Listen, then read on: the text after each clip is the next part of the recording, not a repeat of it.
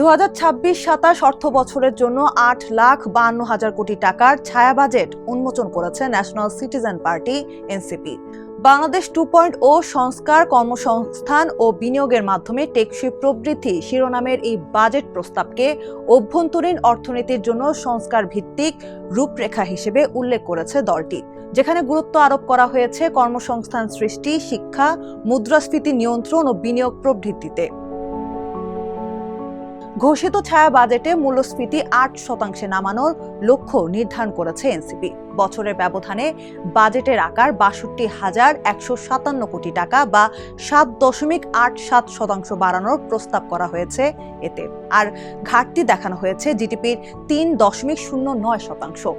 একই সঙ্গে বৈদেশিক মুদ্রার রিজার্ভ $32 বিলিয়ন উপরে নেওয়ার লক্ষ্য নির্ধারণ করেছে এনসিপি। ছায়া বাজেটে রাজস্ব জিডিপির অনুপাত 6.7% থেকে বাড়িয়ে 9.32% উন্নীত করার প্রস্তাব দেয়া হয়েছে। এর জন্য বিদ্যুৎ সংযোগের সঙ্গে আয়কর রিটার্ন দাখিল বাধ্যতামূলক করা, টিআইএন, এনআইডি ব্যাংক ও মোবাইল ফাইন্যান্সিয়াল সার্ভিস সংযুক্তিকরণ, সম্পদ কর চালু, বন্দর ডিজিটালাইজেশন এবং অপ্রয়োজনীয় কর অব্যাহতি বাতিলের মতো পদক্ষেপের কথা বলা হয়েছে।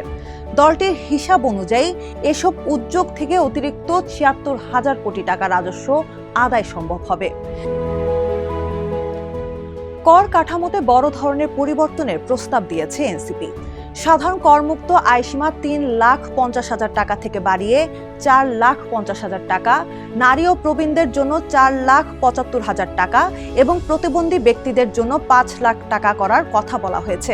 একই সঙ্গে জাকাতকে আয়কর রিবেট হিসেবে স্বীকৃতি, উত্তরাধিকার কর চালু এবং কর্পোরেট কর 27.5% থেকে কমিয়ে 25% নামিয়ে আনার প্রস্তাব রাখা হয়েছে।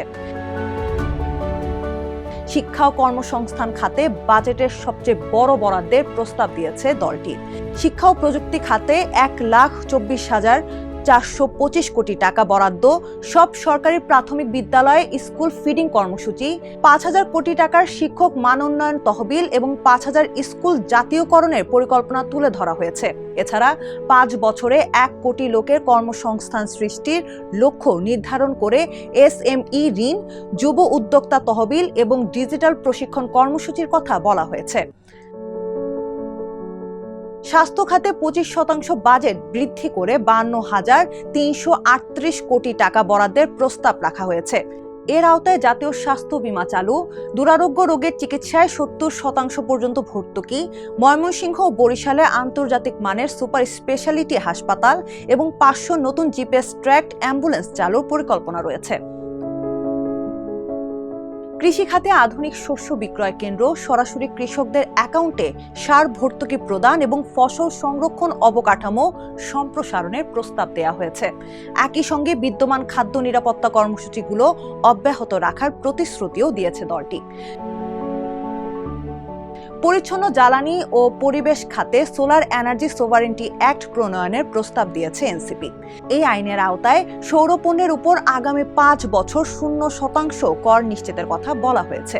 এছাড়া 6,000 কোটি টাকা নবায়নযোগ্য জ্বালানি কর্মসূচির মাধ্যমে বছরে 2,000 মেগাওয়াট সৌর বিদ্যুৎ উৎপাদন, 3,000 অফ গ্রিড গ্রামের সৌর মিনি গ্রিড স্থাপন এবং 50,000 ডিজেল চালিত সেচ পাম্পকে সৌরশক্তিতে রূপান্তরের পরিকল্পনা তুলে ধরা হয়েছে।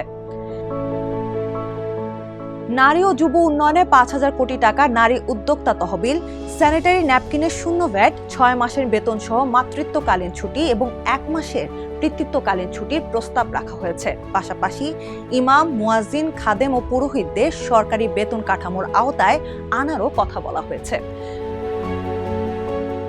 ব্যাংক খাত সংস্কারে খেলাপি ঋণ গ্রহীতাদের বিরুদ্ধে কঠোর আইন, রাষ্ট্রীয় ব্যাড ব্যাংক গঠন, সব তফসিলি ব্যাংকের প্রকৃত আর্থিক অবস্থার প্রতিবেদন প্রকাশ এবং পুঁজিবাজারের আকার জিডিপির 40% উন্নীত করার লক্ষ্য নির্ধারণ করা হয়েছে। এছাড়া প্রতিরক্ষা বাজেট বৃদ্ধি, দেশি ড্রোন ও ক্ষেপণাস্ত্র প্রযুক্তি উন্নয়ন, সরকারি ব্যয়ের রিয়েল টাইম ট্র্যাকিং পোর্টাল চালু, গোপন সম্পদের উপর বিশেষ কর এবং স্বাধীন বাজেট অফিস প্রতিষ্ঠার প্রস্তাবও ছায়া বাজেটে অন্তর্ভুক্ত করা হয়েছে।